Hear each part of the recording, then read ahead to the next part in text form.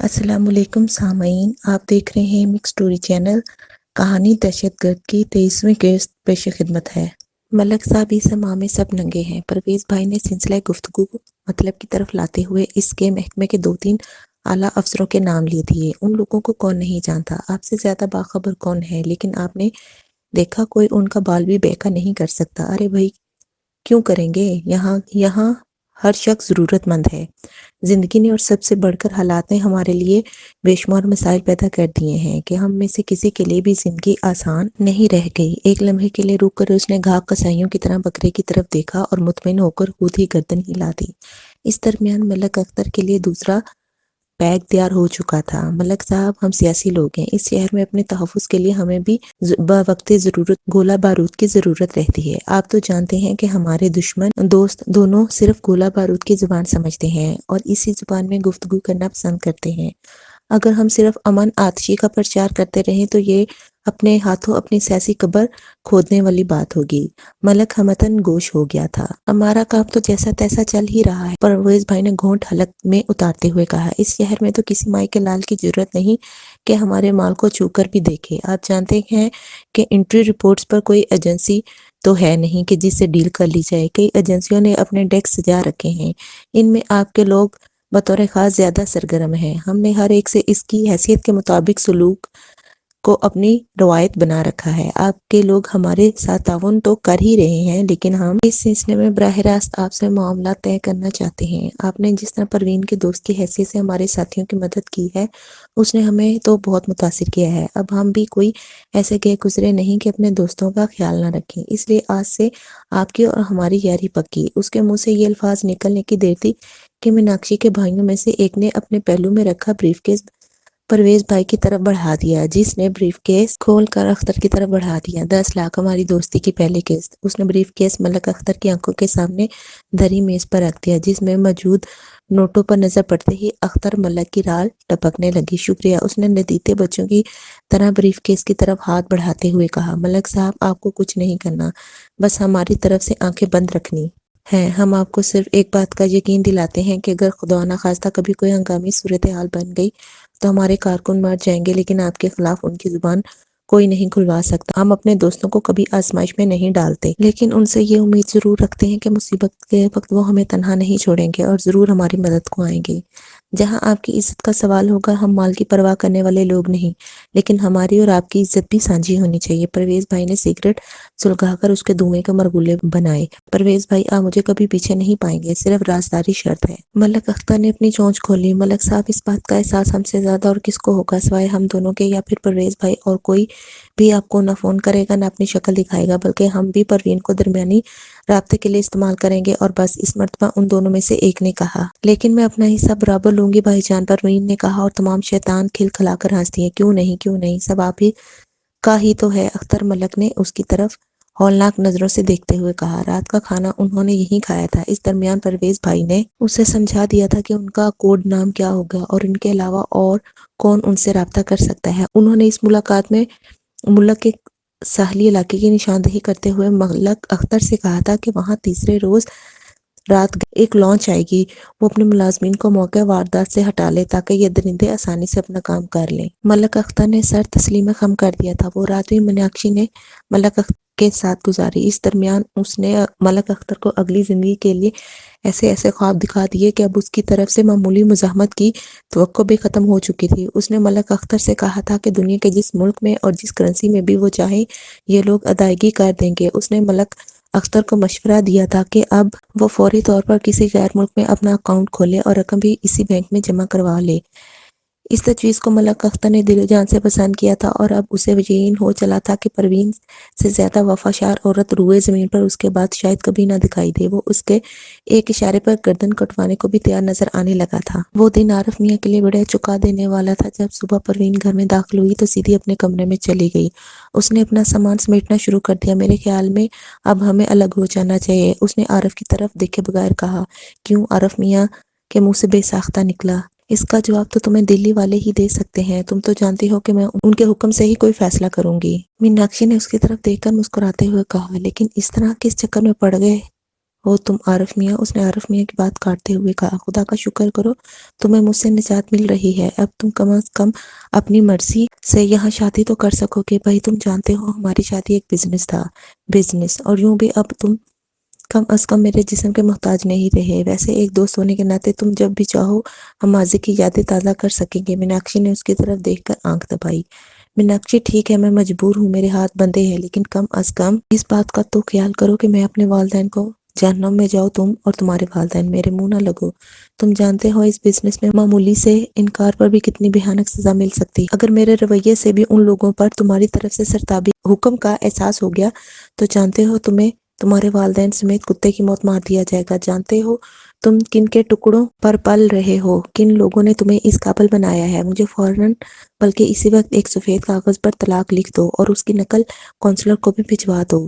کیا کیا پاکھنڈ پھیلا رکھے ہیں تم لوگوں نے۔ اس نے نفرت سے ناک سکیڑی۔ ٹھیک ہے، جیسے تمہاری مرضی۔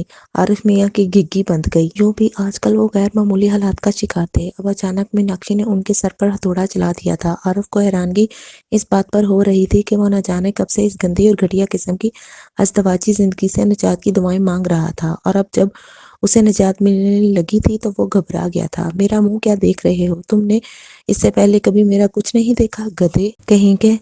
جاؤ اور جیسے میں نے کہا ہے فوراً کرو، اور ہاں خبردار اگر کسی سے اس بات کا تذکرہ بھی کیا، ٹھیک ہے، تم لوگوں کو پوچھنے پر بتا دینا کہ تم نے مجھے طلاق دے دی، لیکن اب میں کہاں ہوں اس کا جواب سوائے اس کے اور کچھ نہیں ہونا چاہیے کہ اس کا علم نہیں۔ اپنے تنظیم کے ساتھیوں میں یہ افواہ پھیلا دینا کہ میں بھارت واپس چلی گئی ہوں۔ میناکشی نے قریباً ڈانٹتے ہوئے اسے کہا۔ اس کا رویہ اتنا اچانک اور بکھلا دینے والا تھا کہ عارف میاں کو اس سے ذرا سی بھی محبت رہی ہوتی تو ان کا شاید ہارٹ ہی فیل ہو جاتا۔ عارف میاں نے اس کے حکم کی تعمیل وہیں کھڑے کھڑے کر دی، اور اب وہ میناکشی ہی کے حکم پر اس کے گھر میں موجود تمام تصاویریں اکٹھی کر کے اس کے سامنے ڈھیر لگا رہا تھا۔ اس بات کو تو اسے بھی علم تھا کہ میناکشی نے ان تصاویر کے نیگیٹوز اپنے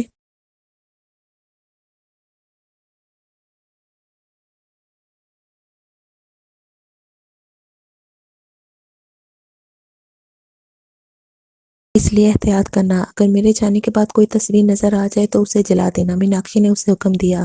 گھر کے دوسرے کمروں میں موجود اس کے والدین کو کانوں کان بھی خبر نہ ہو سکی کہ ان کی بہو رانی نے کیا گل کھلائے ہیں۔ انہیں صرف اس بات کا علم تھا کہ پروین کی ایک دور کی رشتہ دار اس شہر میں رہتی تھی، جس کے ہاں کبھی کبھار وہ رات گزار لیا کرتی تھی۔ چونکہ بیچاری کے ننیال انڈیا میں تھے اور کبھی ان کی یاد اسے ستاتی تو اپنا دل ہلکا کرنے کے لیے اپنی خالہ اماں کے ہاں چلی جاتی تھی، اس لیے کسی نے بھی کبھی اس پر اعتراض نہ کیا۔ آج بھی ان کی بہو رانی 2 دن اپنی خالہ اماں کے ہاں گزار کر گھر آئی تھی۔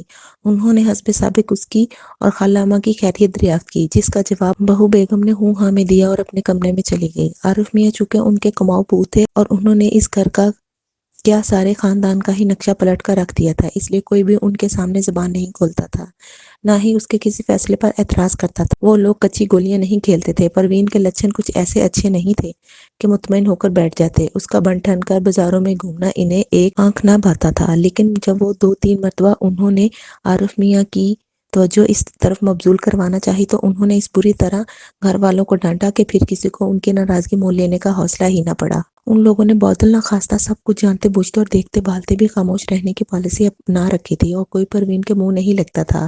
عارف میاں اپنی سابقہ زوجہ محترمہ کے حکم پر ان کے لیے ایک ٹیکسی بھی لے آئے تھے، اور اب ان کی تیار کردہ دونوں ٹیچی کیس اٹھا کر ٹیکسی میں رکھ رہے تھے۔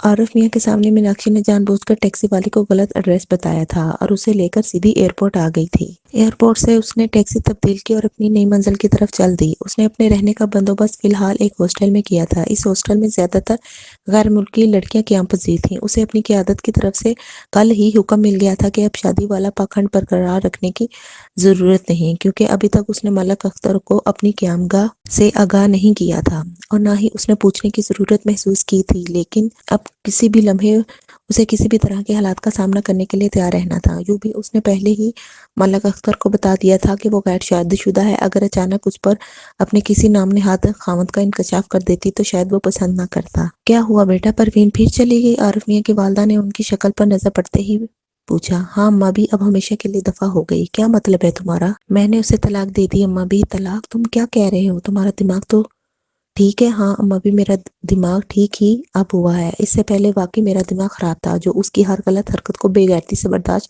کرتا رہا۔ میں آپ کا بھی شکر گزار ہوں کہ آپ نے میری وجہ سے اتنی دیر تک اس کا وجود برداشت کیا۔ اس نے سکھ کا لمبا سانس لے کر کہا، لیکن بیٹا آخر ہم برادری والے ہیں، رشتہ داروں کی زبانوں کو کیسے لگام دیں گے؟ وہ لوگ تو پہلے ہی ہم سے بہت حسد کرتے ہیں۔ اما بھی انہیں بکنے دیجیے، آپ آرام سے زندگی گزاریے، میں نے اسے طلاق دے دی ہے، اب وہ کبھی یہاں نہیں آئے گی، شاید آج کل میں وہ واپس انڈیا چلی جائے، اس سے زیادہ مجھے کچھ نہیں کہنا۔ اس نے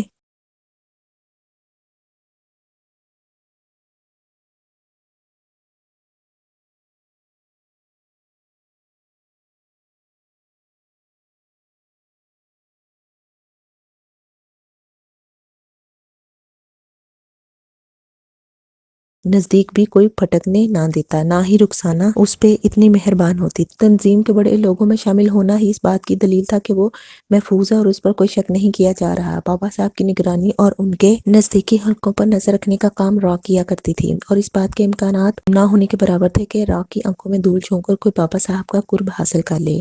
شاید میناکشی کو کوئی دوسری مہم سونپ دی گئی ہو، اس نے سوچا۔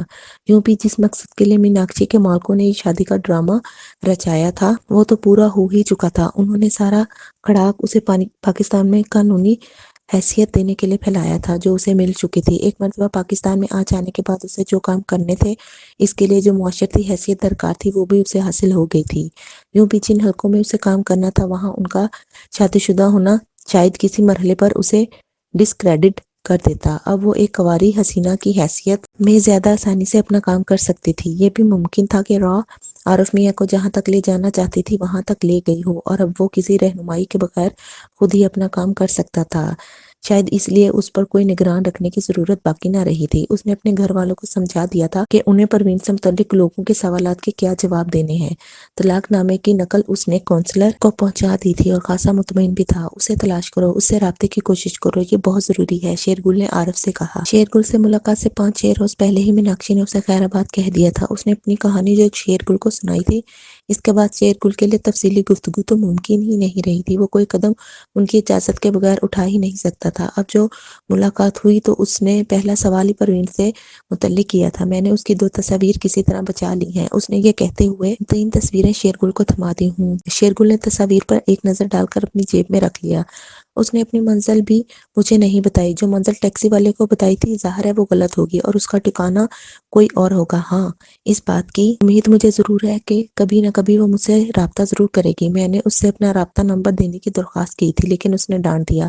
عارف میاں نے شیرگل کو ساری واردات سمجھا دی۔ ٹھیک ہے، کچھ کرنا ہوگا، خدا کرے ان تصاویروں سے ہی کام چل جائے۔ تم کوشش کرنا کہ پرویز بھائی کے ذریعے ان تک پہنچ جاؤ۔ آج کل انڈیا انٹیلیجنس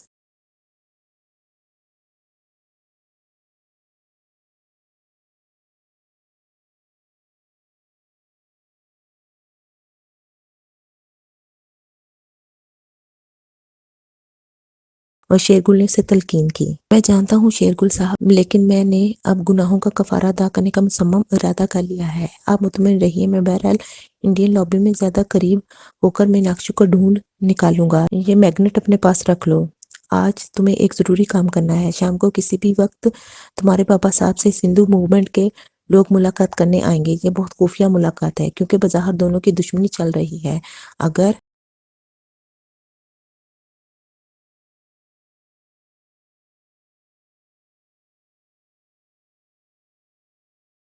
اس میں موجود میگنیٹ خود اپنی جگہ جمع رہے گا۔ اس بات کی کوشش کرنا کہ جب تم یہ پرزہ فٹ کرو، نقصانہ کو یہ علم نہ ہو کہ اس درمیان تم وہاں موجود رہے ہو۔ میرا مطلب سمجھ گئے نا، کہ اگر تم نے اپنی موجودگی کا ثبوت دے دیا اور نظر بچا کر یہ پرزہ نصب بھی کر دیا تو فوری انکشاف ہونے پر ان تمام مشتبہ افراد کو لسٹ میں شامل کر لیا جائے گا، اور اس کے باوجود کہ تم پر شک کے امکانات کم ہیں، پھر بھی تم بابا صاحب کے ساتھیوں کی بدخصلتی سے آگاہ نہیں۔ وہ اپنے طور پر تمہاری انکوائری ضرور کریں گے، تم سے سائے کی طرح چمٹ جائیں گے، اور عین ممکن ہے کہ میں اپنا کام ہی دوسرا کروں گا۔ اس نے شیرگل کی بات کاٹتے ہوئے کہا۔ کیا؟ شیرگل نے بے چینی سے پوچھا۔ کسی بھی نزدیکی ساتھی کو پھنسا دوں گا، آپ بے فکر رہیے، کام ہوشیاری سے ہوگا، اور اگر کبھی اس کا انکشاف ہو بھی گیا تو ان کا کوئی اور ساتھی اس شک کا شکار ہوگا۔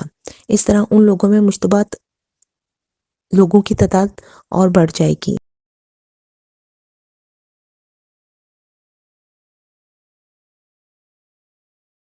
اس کے لیے میں حاضر ہوں۔ عارف میاں، تم بہت سی ایسی باتیں جانتے ہو جن کا علم میرے متعلق خدا کی ذات کے علاوہ اور کسی کو بھی نہیں۔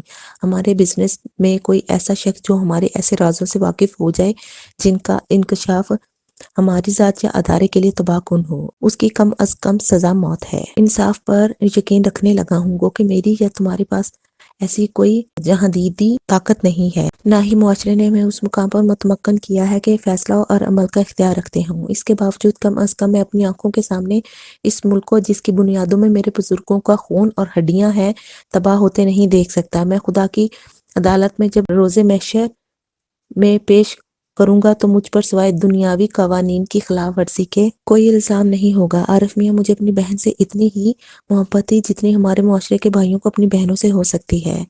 جس روز اسے قتل کیا گیا تھا، اس روز مجھے احساس ہوا کہ اس راستے کی وہ مسافر نہیں تھی۔ اس سے پہلے جانے کتنی بہنوں کی پاکیزگی کا خون کرنے والے ان درندوں نے انہیں خون میں نہلایا ہوگا۔ اگر ذاکر جیسے لوگ رہیں گے تو معاشرے میں شر پھیلے گا۔ وہ لوگ جو خیر کے راستے پر سفر کرتے ہیں وہ مایوس ہوں گے، اور جب شر کا قلع کما ہوگا تو خیر کی راہ کے مسافروں کو امان ملے گی، ان کے حوصلے بڑھیں گے اور ہمارا مشن بڑھے گا۔ شیر گل نے اسے سمجھایا، میں آپ کے جذبات کو سمجھ سکتا ہوں، کم از کم اب ضرور سمجھ سکتا ہوں جب مجھے ٹھوکر لگنے کے بعد میری آنکھیں کھلی ہیں۔ خدا کا شکر ہے کہ آپ کو ان زیادتیوں کے عینی شاہد ہونے کا موقع نہیں ملا جو میں نے اپنی آنکھوں سے دیکھی ہیں، جن کا میں گواہ ہوں۔ میں آج سوچتا ہوں کہ میں نے وہ سب کچھ کیسے برداشت کر لیا۔ آپ نہیں جانتے بھارتی انٹیلیجنس کے کیمپوں میں جو نوجوان تربیت حاصل کرتے ہیں ان کے ذہنوں میں کتنا خطرناک زہر انڈیلا جا رہا ہے۔ یہ لاوا اگر پھٹ گیا تو اپنے ہی گھر کو جلا کر راکھ کر دے گا۔ ہمیں اس آتش کدے کو ابھی سے ٹھنڈا کرنا ہے۔ دونوں دیر تک اپنے دل کے پھپولے پھوڑتے رہے، جس کے بعد شیر گل نے اسے رخصت کر دیا۔